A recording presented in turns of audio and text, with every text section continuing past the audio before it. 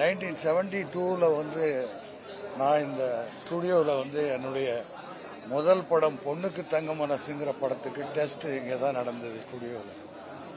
அதுலேருந்து அதுக்கப்புறம் அந்த படம் வெளியாகி அதுக்கப்புறம் நிறைய படங்கள் ஏவிஎம்ல ஸ்டுடியோவில் நான் நிறைய நடிச்சிருக்கேன். அப்போ இருந்து எனக்கு வந்து சரவணன் சார் நல்ல பழக்கம்.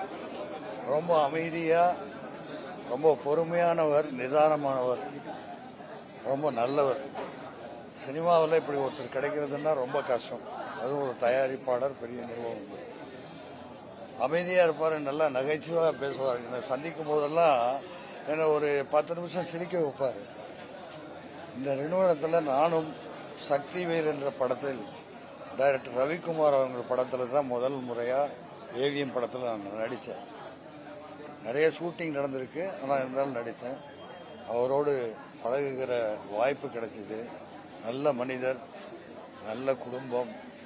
இன்னைக்கு அவங்க பிள்ளைங்க, பேர குழந்தைங்க எல்லாத்தையும் பார்த்துட்டாரு. மனிதனாக வாழ்ந்தால் இப்படித்தான் இருக்க வேண்டும் என்பதற்கு ஒரு எடுத்துக்காட்டு தான் சரவணன் சார் அவர்கள். அவருடைய ஆன்மா சாந்தி அடையவும் அவர் குடும்பத்தாருக்கும் என்னுடைய ஆழ்ந்த இரங்கலை தெரிவித்து வரவேற்கிறேன். நன்றி.